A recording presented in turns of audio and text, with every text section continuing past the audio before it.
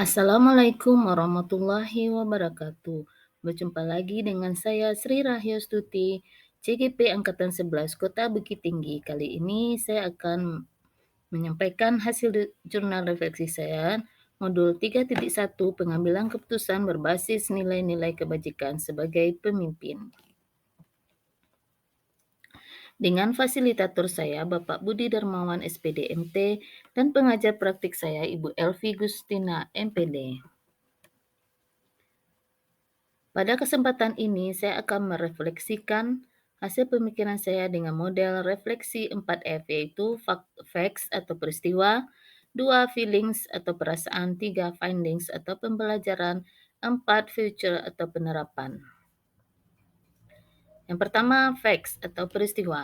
Sebelum memulai pembelajaran modul 3.1, kami memulainya dengan pretest pada tanggal 10 Oktober 2024 yang terdiri dari 20 soal.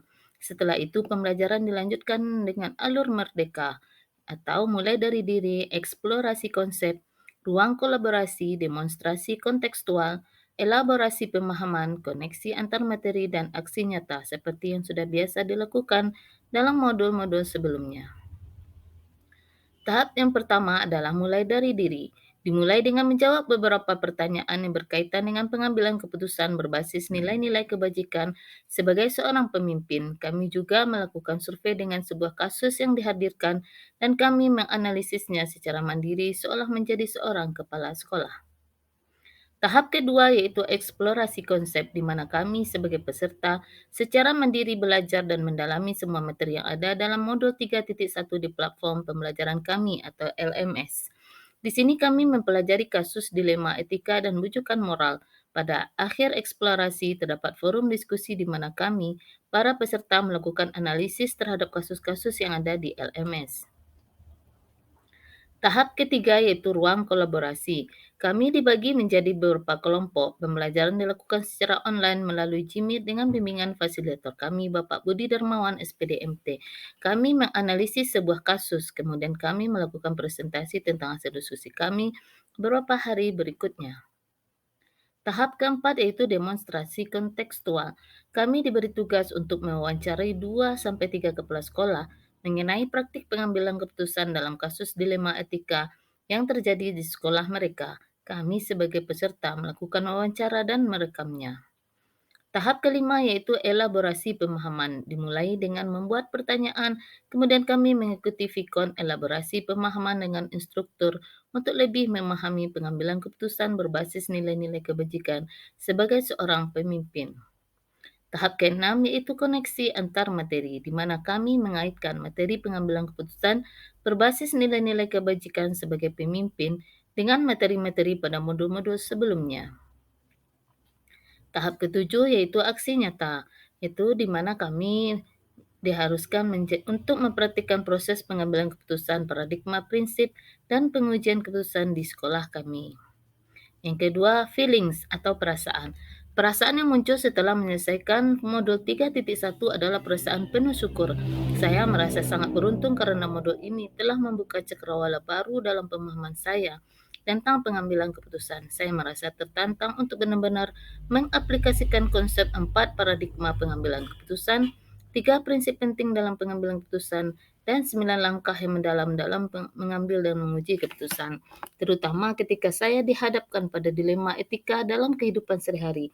Saya menyadari bahwa kemampuan pengambilan keputusan yang tepat bukan hanya sekadar keterampilan, tetapi juga merupakan fondasi utama dalam menciptakan lingkungan sekolah yang positif, kondusif, aman, dan nyaman bagi semua pihak yang terlibat dalam dunia pendidikan. Yang ketiga yaitu findings atau pembelajaran. Dari modul 3.1 saya mendapatkan pemahaman penting tentang bagaimana pengambilan keputusan harus didasarkan pada nilai-nilai kebajikan. Saya belajar bahwa sebagai pemimpin saya sangat penting untuk selalu berpihak pada kebaikan murid dan memastikan bahwa setiap keputusan yang diambil dapat dipertanggungjawabkan.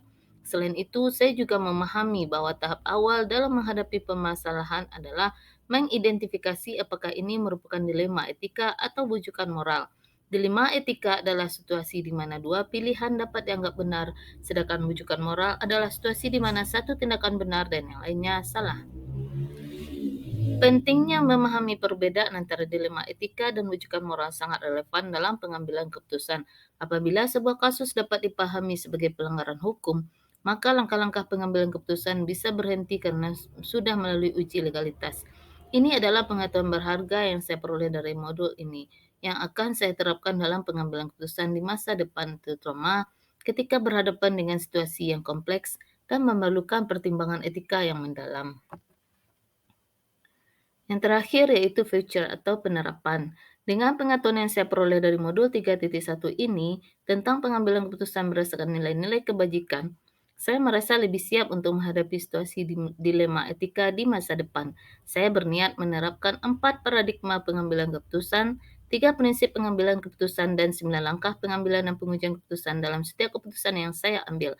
Selain itu, saya juga berkomitmen untuk berbagi pengalaman dan pengetahuan ini dengan rekan sejawat saya, sehingga kami semua dapat mengambil keputusan yang lebih baik dan lebih etis yang selaras dengan nilai-nilai kebajikan universal dan bertanggung jawab terhadap kesejahteraan murid. Dengan demikian, saya percaya bahwa penerapan prinsip-prinsip dan langkah-langkah yang saya pelajari di dalam modul ini akan memberikan kontribusi positif pada lingkungan sekolah saya dan akan menciptakan suasana pembelajaran yang lebih kondusif, aman, dan nyaman bagi semua pihak yang terlibat dalam dunia pendidikan.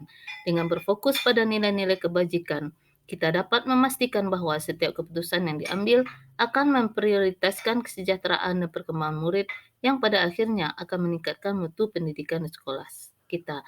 Demikianlah penyampaian jurnal refleksi 2 mingguan modul 3.1 saya. Assalamualaikum warahmatullahi wabarakatuh.